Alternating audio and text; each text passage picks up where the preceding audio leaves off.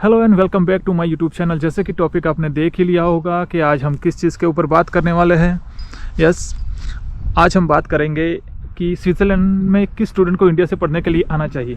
तो उसमें है दो कैटेगरीज हमने रखी है, एक है जेन्युइन स्टूडेंट, एक है फेक स्टूडेंट।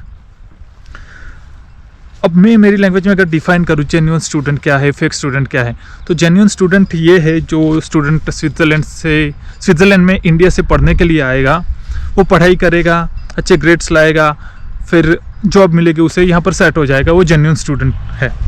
ओके, दूसरा जो फेक स्टूडेंट जो यहाँ पर आ तो रहा है लेकिन उसका मेन इंटेंशन यही है कि कहीं पर इंडिया से बाहर जाकर पैसे कमाने हैं सिर्फ उसको, रदर देन स्टडी। ओके, सो वो लोग है हमारे लिए फेक स्टूडेंट। सो हम शुरुआत करेंगे जेन्युइन स्टूडेंट के बारे में। पहले तो जेन्युइन स्टूडेंट बिल्कुल भी स्विट्ज़रलैंड आ सकता है, लेकिन एक ही चीज़ का उन्हें ध्यान रखना है, वो ये है कि पब्लिक यूनिवर्सिटी में आना है, प्राइवेट में बिल्कुल भी नहीं आना है। पब्लिक यूनिवर्सिटी में आओगे तो आप सेट हो पाओगे, प्राइवेट में कोई गारंटी नहीं, आपको वापस जाना पड़ेगा इंडिया। पहली तो ये बात हो गई। फिर फीस अगर आप जेन्युइन ही स्टूडेंट है तो आप 25-30 लाख एक साल का क्यों पे करेंगे, जहाँ पर पब्लिक यूनिवर्सिटी में 3,000 से 5,000 यूरो तक फीस है। सो बेटर है आप पब्लिक यूनिवर्सिटी में ही आए।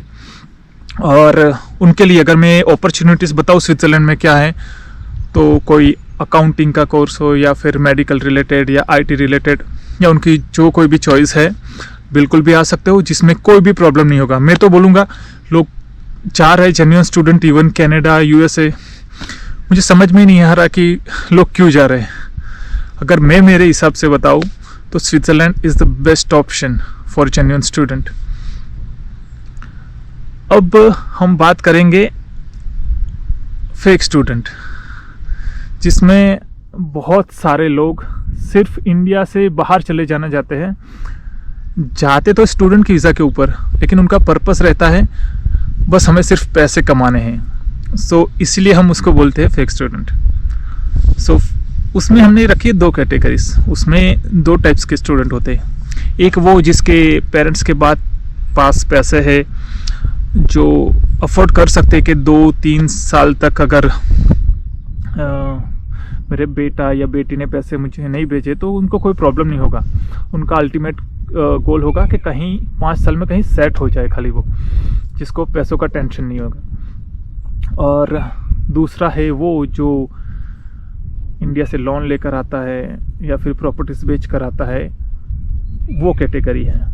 सो जिसके पेरेंट्स के पास पैसे, वो बिल्कुल भी आ सकते हैं, क्योंकि स्विट्ज़रलैंड में आने के बाद मैं ये तो बता सकता हूँ कि सारी कंट्रीज़ के डोर्स आपके लिए ओपन हो जाएंगे। जिसको अल्टीमेटली जाना है यूएसए, कनाडा, ऑस्ट्रेलिया कहीं सेट होना है, यहाँ से आपको वीज़ा मिल जाएगा अगर आपने स्विट्ज़रलैंड से पढ़ाई की है।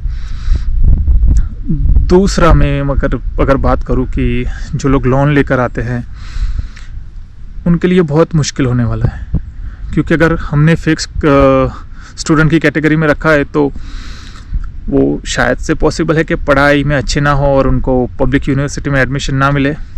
सो अभी हम मानकर चलते हैं कि उनको पब्लिक यूनिवर्सिटी में एडमिशन नहीं मिलता, वो जाएंगे प्राइवेट कॉलेज में, जो मोस्टली लोग चाहते हैं। हॉस्पिटैलिटी मैनेजमेंट होता है, जिसको हम इंडिया में बोलते हैं होटल मैनेजमेंट। सो उसमें जाएंगे, तकरीबन फ़ीस होगी अराउंड 25 लाख अ ईयर, जिसमें आपको 6 मंथ ही स्कूल में स्पेंड करना है, 6 मंथ आपकी होगी इंटर्नशिप।